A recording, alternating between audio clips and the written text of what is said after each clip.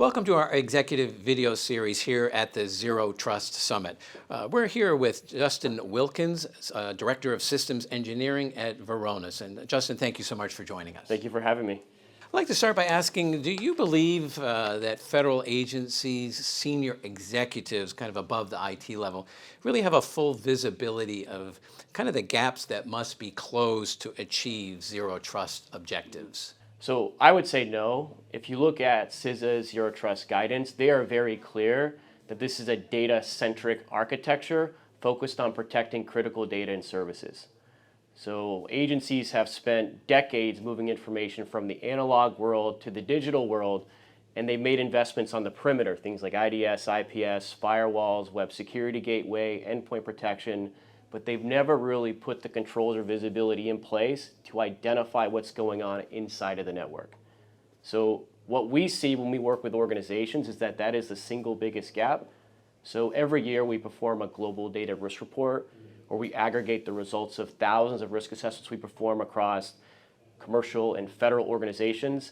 And in these risk assessments, we find that the average organization has 20% of their data wide open to every single user on the network.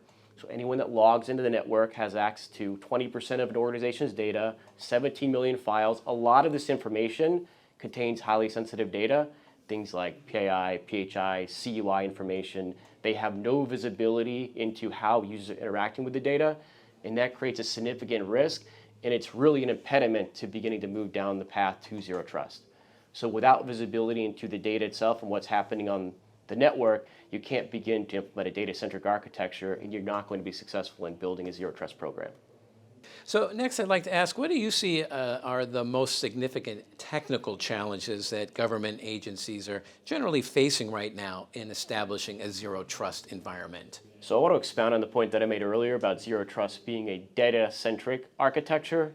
So one of the biggest challenges is being able to go out and accurately identify, classify, and label all of the data that organizations hold within their environment.